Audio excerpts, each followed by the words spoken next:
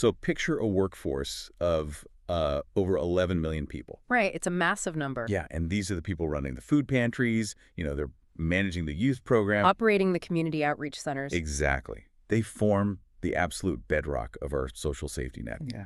And they are doing incredibly intense, deeply emotional labor, right? Oh, absolutely. And they're doing it with these tiny budgets, like almost no formal human resources support. Just the crushing weight of their community's expectations on their shoulders. And because of that immense pressure, I mean, let's be real, they are burning out. Yeah. They're exhausted, their roles are completely ambiguous, and they are quitting. It is basically a slow-moving structural earthquake in the nonprofit sector right now. Which brings us to today's deep dive. We've got a really fascinating stack of sources in front of us today, centered around a very specific, incredibly detailed piece of academic research. Robert Fraser's 2026 Liberty University doctoral proposal. Right, and his research isolates this exact crisis, like high turnover and reduced performance in United States faith-based nonprofit SMEs. And just to clarify, SME meaning small to medium-sized enterprises. Right. So for this specific population, we are talking about organizations with 3 to 50 employees operating on annual budgets between, say, $100,000 and $500,000. Tiny ships navigating massive storms, basically. Yeah, exactly. And Fraser isn't just, writing an opinion piece on why these people are tired. He's deploying advanced doctoral-level statistical mathematics to figure out exactly how to save them. But here's the thing. Before a researcher can actually go out and collect that data, They have to survive a gauntlet. yes, they have to prove to a committee of experts that their methodology is absolutely flawless. Which is why we're doing something a little different today. We're turning this deep dive into a high-stakes methodology boot camp. Like a mock defense prep session. It's exactly. For the next hour or so, we're placing you, our listener, right in the hot seat. You are stepping into the shoes of the doctoral candidate. It's the most intimidating room of your academic life. Oh, totally. You're walking into your dissertation committee defense, and my role today is to be your corner man. I'm your coach. I'm here to help translate all these dense academic requirements into strategies and memory devices so you can, hold your own. And I will be adopting the persona of the relentless methodologist on your committee. Oh. Yeah, I am the academic who, frankly, does not care how noble the mission of your chosen nonprofit is. Cold. I only care if your ontology, your epistemology, and your statistical analyses are mathematically and philosophically bulletproof. Because if your math is weak, your conclusions are void. Fair point. But just to keep things productive, I promise to break character and actually explain the mechanics of why I'm grilling you when things get, overly complex. Deal. Because this stuff gets incredibly deep. So let's jump right in. The very first hurdle in a defense doesn't actually have anything to do with numbers or surveys. No, it doesn't. Before we can even look at the data, we have to defend the philosophical ground we are standing on. The committee wants to know your paradigm, like how you view reality itself. So let us begin the grill. Oh boy. Candidate, you are studying human beings in a highly emotional, faith-based nonprofit setting. A setting defined by spiritual calling, deep personal trauma, and profound values. Right. Justify this to the committee.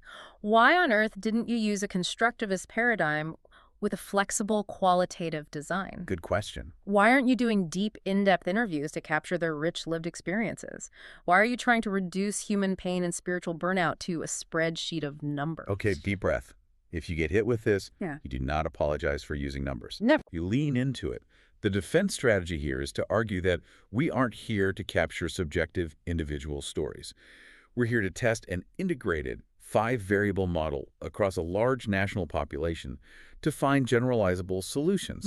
You tell them you are operating within a post-positivist paradigm, utilizing a fixed quantitative correlational design. But I need you to explain why post-positivism is the appropriate lens here. I mean, constructivism, the qualitative route, allows for multiple realities. Right. It acknowledges that your experience is different from mine. Exactly. My experience of burnout is completely different from yours. By choosing a fixed quantitative design, you are literally locking your variables in place before you even collect a single data point. Yeah. You're eliminating all flexibility. Which is exactly the point. Yeah. You want to eliminate flexibility to eliminate procedural bias. Okay, unpack that. Let's break down the 2 main pillars of post-positivism so you can explain this to the committee. First is the ontology. Which is just a fancy word for what is the nature of reality. Right. In post-positivism, the ontology is realist. Meaning there is a single, tangible, objective reality out there. It is not just a social construct. Exactly. Turnover is a real, measurable event. Someone either quit or they didn't. Emotional exhaustion has real physiological and psychological markers. Right. But the second pillar is where it gets super nuanced. Yeah. The epistemology, which is how do we actually know that reality? Mm-hmm. In post-positivism, we use a modified objectivist epistemology. Break that down for me. What makes it modified? Well, old school positivism, like think of a chemist and a lab, right? It assumes we can know reality perfectly. It assumes complete, flawless objectivity. Right. But post-positivism says, look, we are dealing with humans. We acknowledge that while a single reality exists, it is imperfectly knowable. We're human researchers. We have biases. Exactly. We can never be perfectly neutral, and our measurement tools, like giving someone a survey about their feelings, they always have some degree of error. So how do you claim to know anything if the measurement is inherently flawed? Because knowledge in this paradigm is provisional. We don't claim absolute truth.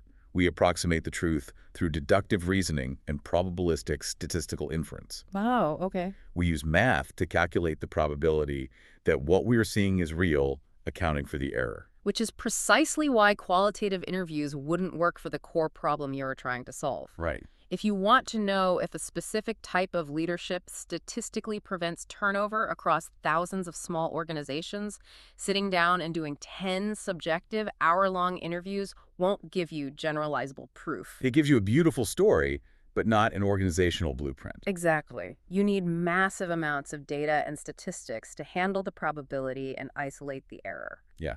Here's a memory device, a little mental image, to help you explain this to the committee. I like memory devices. Let's hear it. Think of old school positivism, the hard science approach, as a perfectly clear window. You look through it and see reality exactly as it is, 100% perfectly. Constructivism, the qualitative interview approach, is a stained glass window. Ah, okay. The light bends, the colors shift, and everyone who looks at it sees a different beautiful subjective shape based on their own lived experience. That's a great visualization. And where does your post-positivist approach fit in?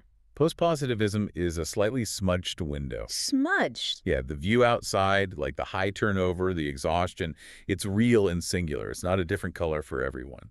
But we humbly acknowledge that our vision through the glass isn't 100% perfect. Because of the error. Right. There are smudges of human bias. There is breath fogging up the glass from measurement error. So what is the solution? Just accept a blurry view. No, the solution is Windex. Windex. Yeah, but in this case, the Windex is rigorous statistical controls.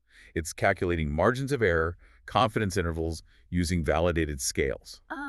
The math literally calculates the exact size and shape of the smudge, factors it out of the equation, and allows us to approximate the true picture outside as closely as mathematically possible. That's a highly effective way to frame it. But let's push harder on the design itself. You've defended the paradigm, but you claim you want to test the relationship between variables. You want to see if leadership impacts burnout.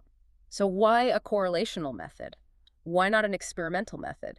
If you want to prove direct causation, you need an experiment. This is where you have to hit them with the reality of field research. You tell the committee, I cannot ethically or practically manipulate emotional exhaustion or leadership support in a real-world nonprofit. Let's expand on that, because in a true experimental design, you require two things. Right. The manipulation of the independent variable and random assignment. Yeah, and think about what that would actually mean in this context. You'd have to go to a struggling, underfunded food bank, randomly divide their staff in half, and intentionally assign one half to have a terrible, abusive, unsupportive leader. Just to see if they quit faster than the control group. Exactly. It's completely unethical. You would be actively harming a vulnerable organization just to get a clean data point. And frankly, no nonprofit board in the world would ever approve that study. So an experimental design is a non-starter in this specific realm of organizational behavior. Exactly. So your defense is that the variables must be measured exactly as they naturally occur in the wild. We can't manipulate them. So that is why it must be a fixed correlational design. Yes.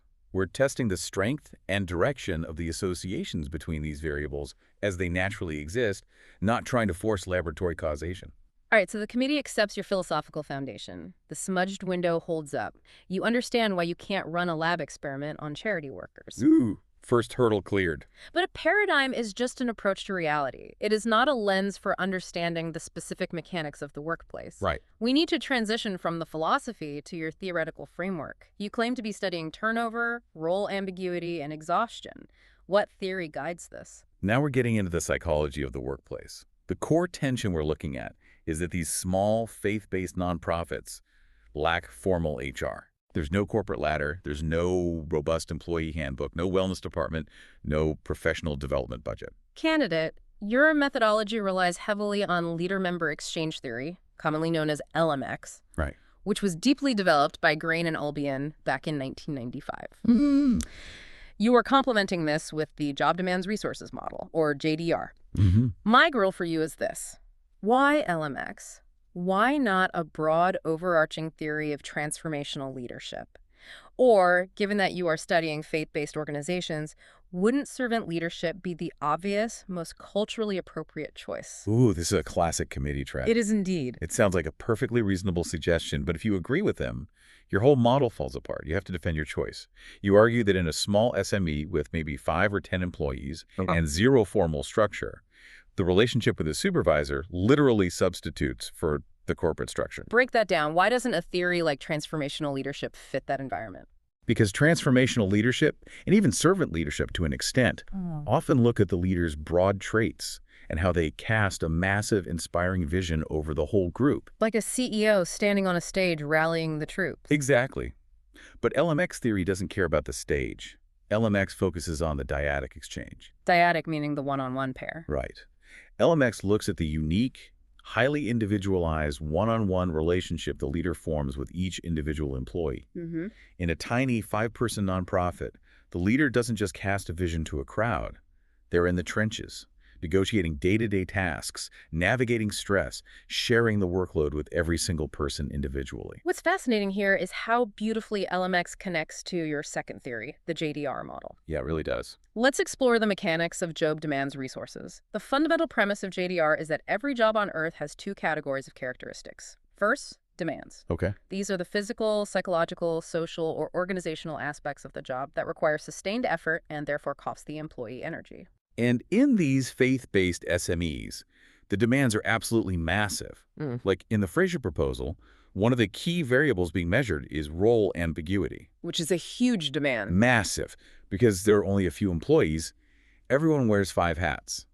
You're the youth counselor, but you're also the janitor, the accountant, and you're running the social media accounts. Your role is totally ambiguous. Right. You never know what crisis you're handling today. And sustaining that effort against that ambiguity inevitably leads to the second demand you are measuring, which is emotional exhaustion. Yeah. So those are the demands. What about the other side of the JDR model? The resources. These are the aspects of the job that help you achieve your work goals, stimulate personal growth, and, most importantly, reduce the physiological and psychological costs of the job demands. So burnout happens when the demands chronically exceed the resources. Precisely. So if the committee asks where LMX fits into the JDR model, your answer is simple.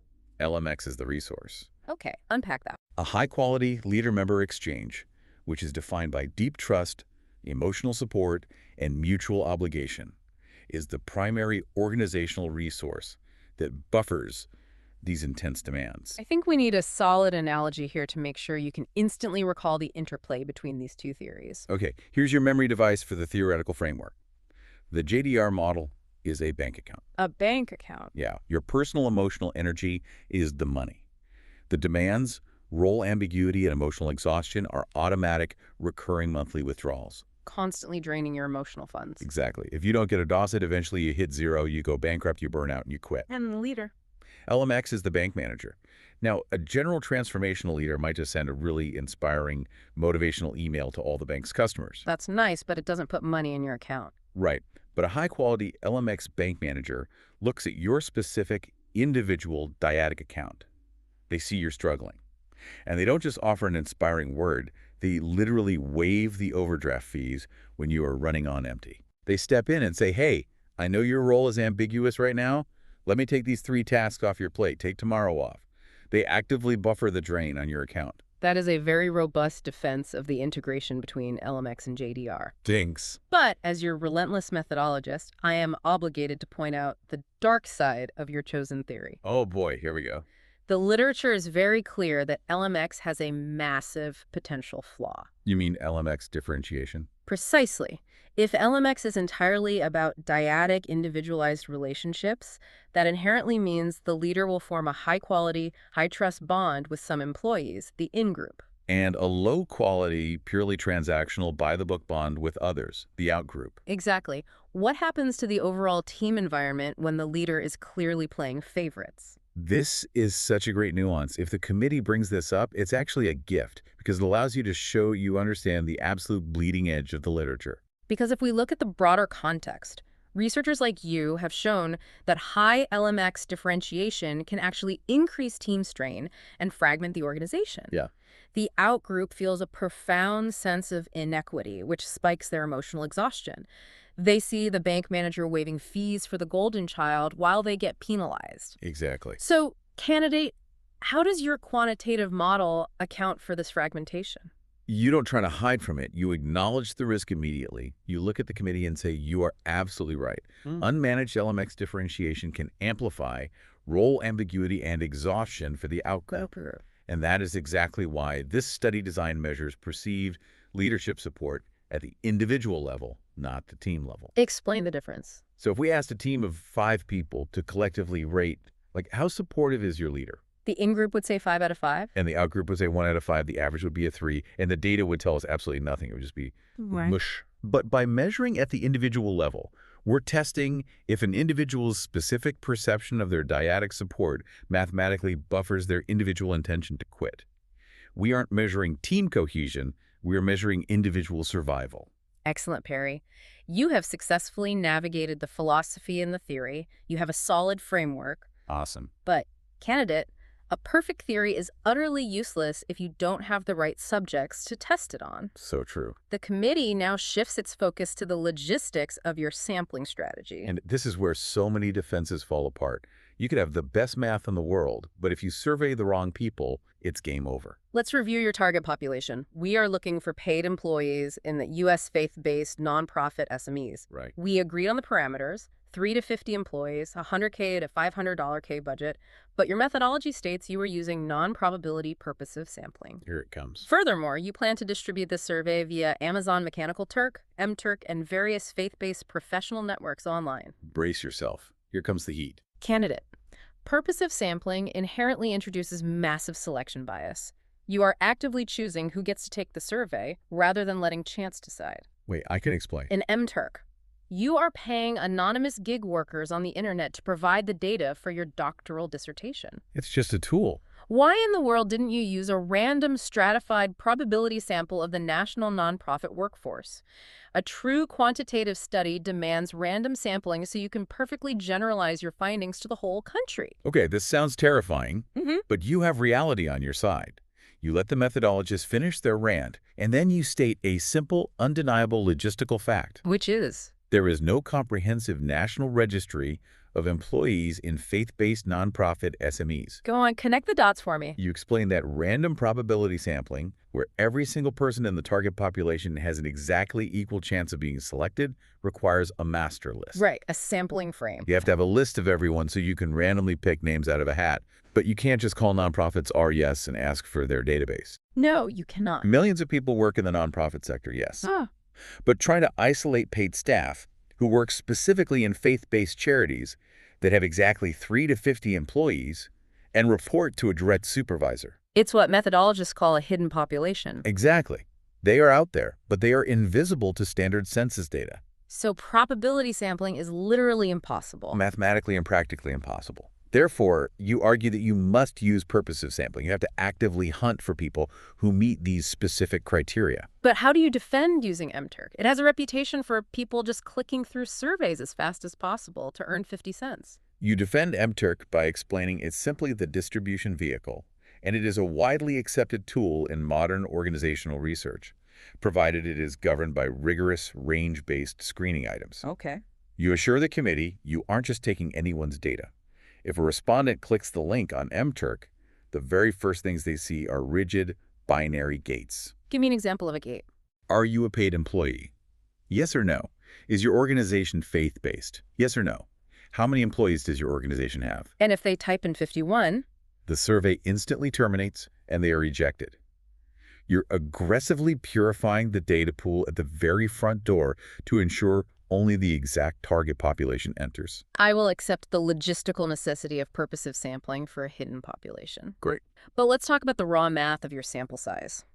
Your proposal states that your sample size must be exactly 384 usable responses. Right. Justify this number to the committee. Where did 304 come from? Did you just guess? Did you pick a number that sounded sufficiently robust to impress us? Okay, never ever guess the math in front of a methodologist. They will eat you alive. We will. The memory device you need here is the magic 384.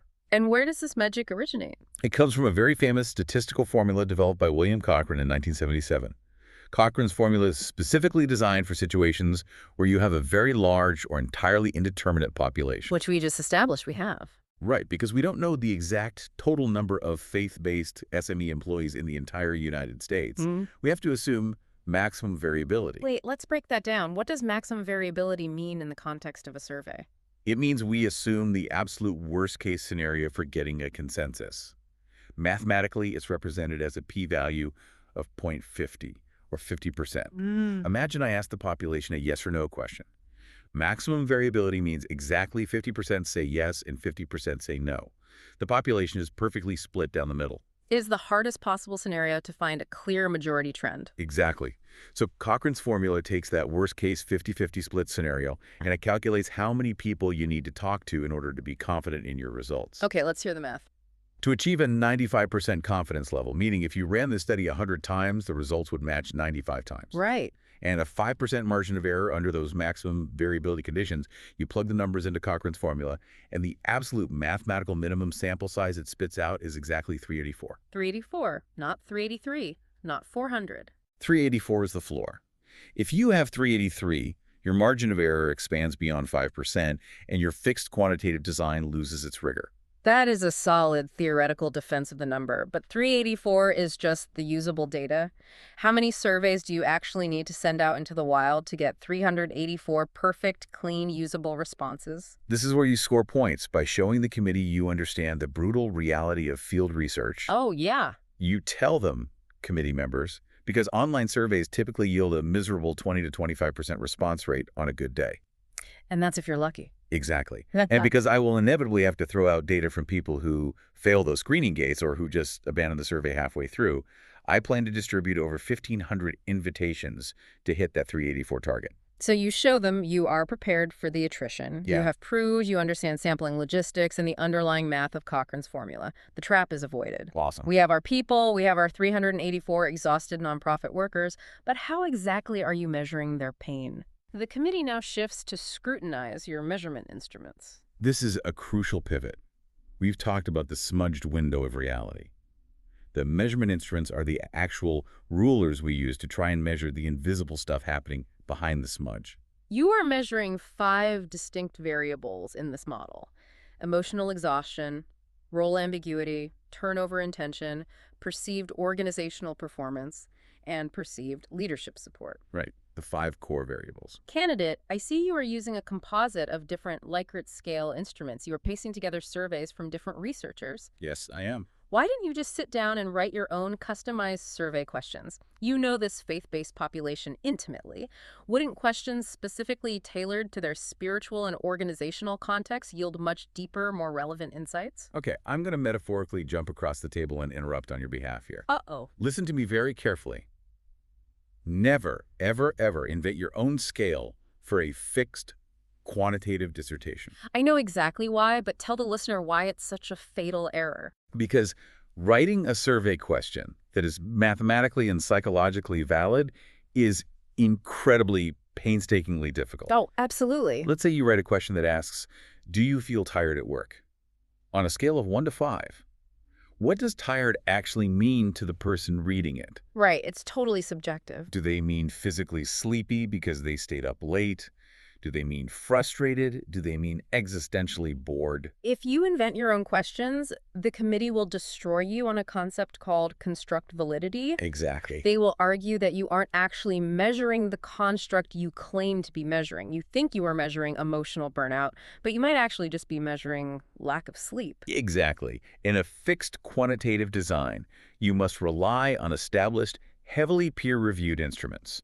You minimize procedural bias because these instruments have been tested across thousands of people in dozens of studies before you ever collect your data. They are proven commodities. They are. So your defense relies entirely on construct validity and internal consistency.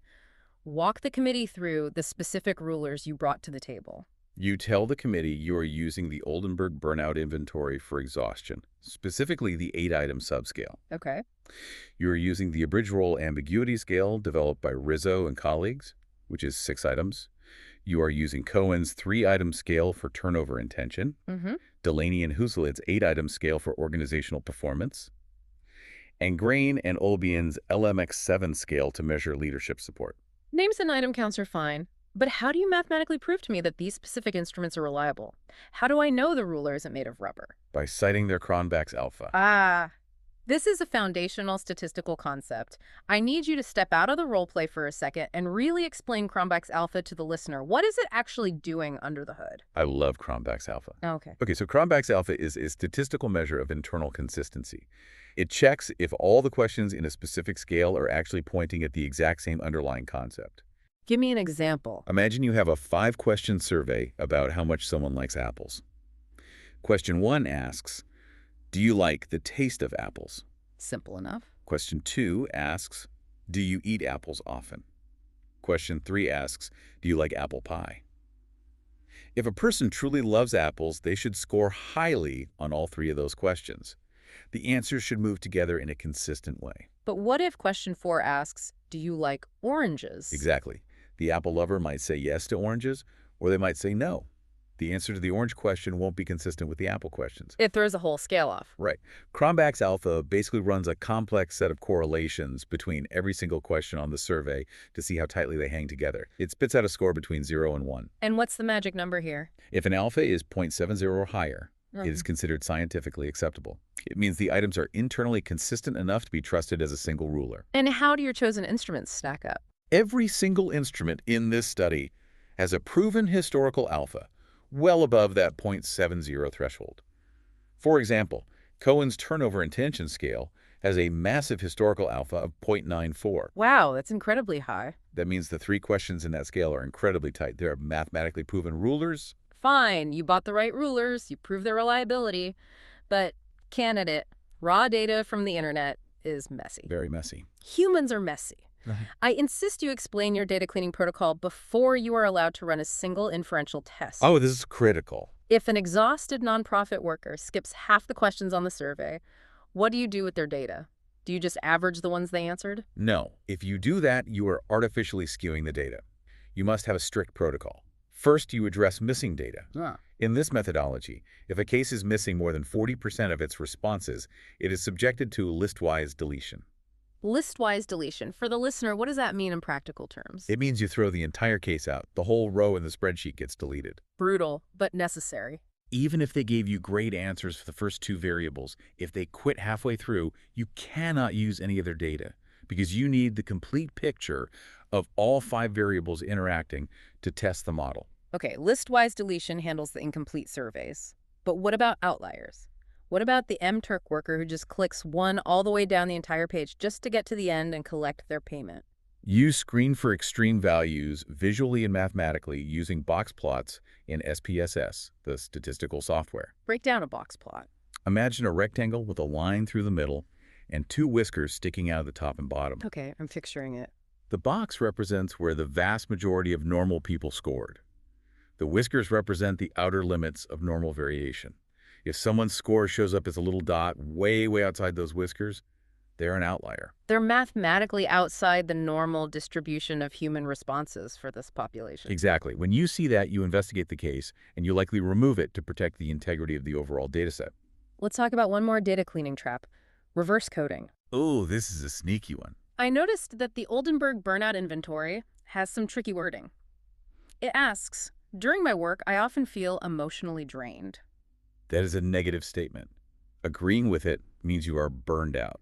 But then, a few questions later, it asks, when I work, I usually feel energized. That is a positive statement. Agreeing with that means you are not burned out. Right. If a person just clicks 5 for gun, strongly agree on both, how does the math handle that contradiction? Oh, this is so important. If you just average those numbers together as they are, a 5 on the negative question and a 5 on the positive question will cancel each other out, and the data turns to absolute mush. It will look like they're perfectly average. When really they might be highly burned out but just read the second question wrong, or the scale is measuring two different poles. How do you fix it? You have to flip the math on the positive questions before you calculate the final score. Okay, how?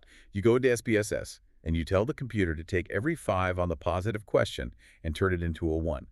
You turn every 4 into a 2. Ah, I see. You reverse code the items so that for every single question on the LMX or burnout scale, a higher number consistently means the exact same thing across the board. Only then can you calculate the composite average for each variable. The trap was set, but you saw the tripwire. The data is clean. The missing cases are deleted. The variables are reverse-coded and computed. Let's go. I am cracking my knuckles, candidate. It is time for the final, most brutal phase of the defense. You have proven your philosophy, your theory, your sample, and your rulers. Now, you must prove your math. This is it. We have arrived at the statistical gauntlet. This is the final boss battle of a dissertation defense. I demand that you justify your choice of statistical test for every single research question. If you use the wrong test on the wrong data type, you will draw false conclusions and your entire dissertation is invalid. Understood. Let us begin with research question 1. The question asks, what proportion of employees report high emotional exhaustion in U.S. faith-based nonprofit SMEs? Candidate, your methodology states you will use a binomial test to answer this. Yes, I will. Why a binomial test? Why not a correlation or an ANOVA? Okay, stay calm. Think about the nature of the data. A correlation looks at how two different continuous variables move together. An ANOVA compares the means of different groups. Right. But research question 1 is only looking at one thing, the prevalence of exhaustion. We aren't comparing it to leadership yet. We just want to know how many people are exhausted. But why the binomial test specifically? Because bi means 2. To run this test, we take the continuous 1 to 5 Likert scale scores of emotional exhaustion and we slice them down the middle into a single dichotomous variable. We create 2 buckets. Exactly. High exhaustion and not high exhaustion. And what are you testing those 2 buckets against? We're testing the observed proportion in our data against a hypothesized null value of 0.50. Explain the null value of 0.50. It goes back to maximum variability. A 0.50 null value is basically a coin flip, 50-50. We are asking the math. Is the proportion of burned out people in these charities statistically different from a random coin flip? If 80% of our sample lands in the high exhaustion bucket, the binomial test will tell us the exact probability that this happened by random chance. Makes sense. Because we are dealing with a single dichotomous proportion, 2 choices. The binomial test is the only mathematically correct tool for the job. Acceptable. You understand dichotomous variables. Let us move to the next layer of complexity. Research questions 2, 3, and 3A. Okay, hit me.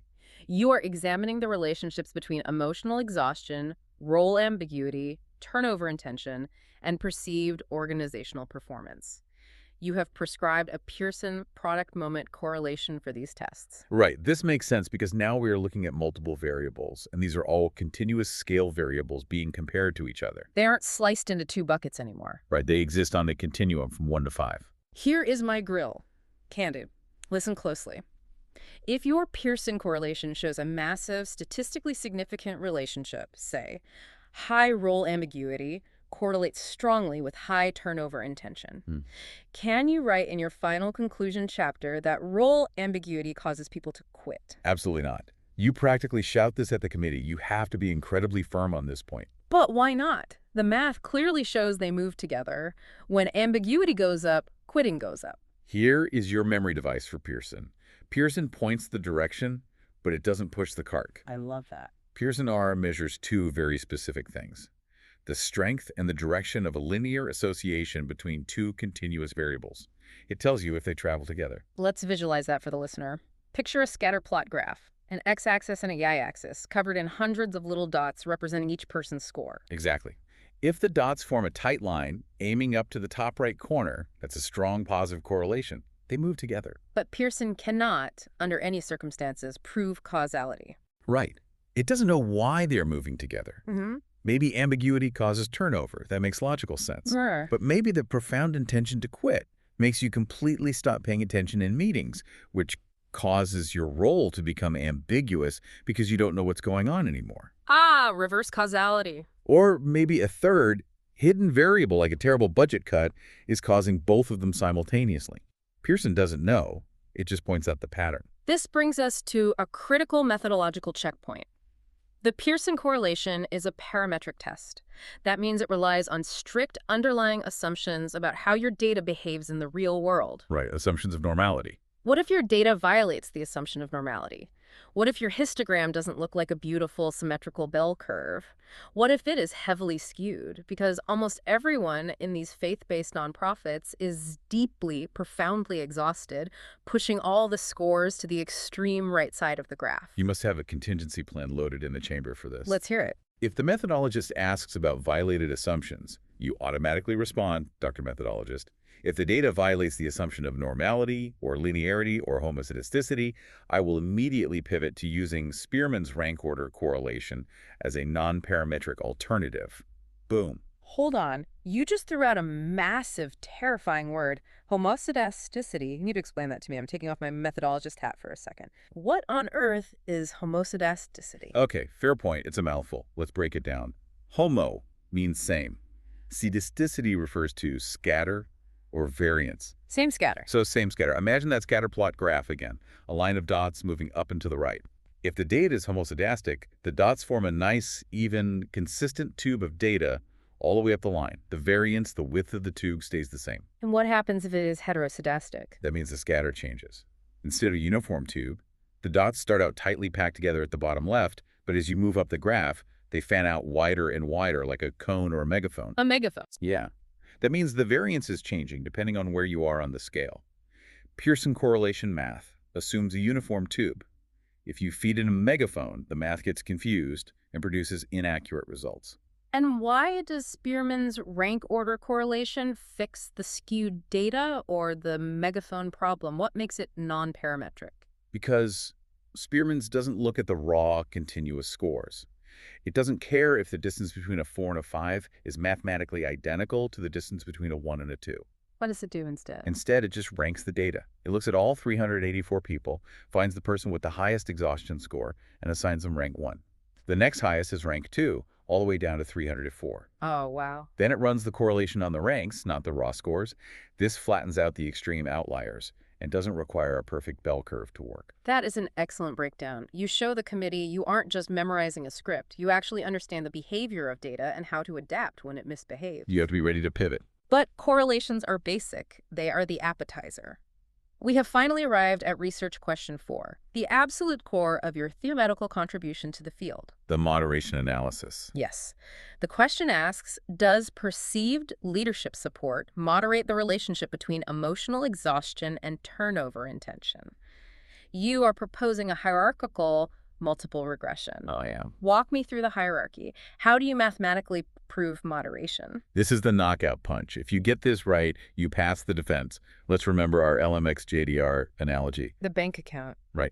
A moderation effect means that a third variable, in this case leadership support, our bank manager, changes the strength or the direction of the relationship between the first two variables, which are exhaustion and quitting. We want to prove mathematically that the bank manager waiving the fee actually stops a bankruptcy. To prove this, you have to do a two-step dance in SPSS. Explain step 1 of the hierarchy. Step 1. You enter the main effects into the regression model.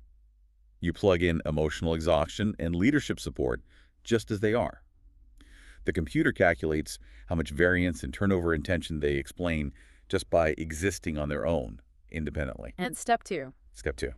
You enter the interaction term. What exactly is an interaction term? How do you create it? It is a brand new synthetic variable that you create by literally multiplying a person's exhaustion score by their leadership support score. You plug this new multiplied product into the model. Okay, so you're mashing them together. Now, here is the magic.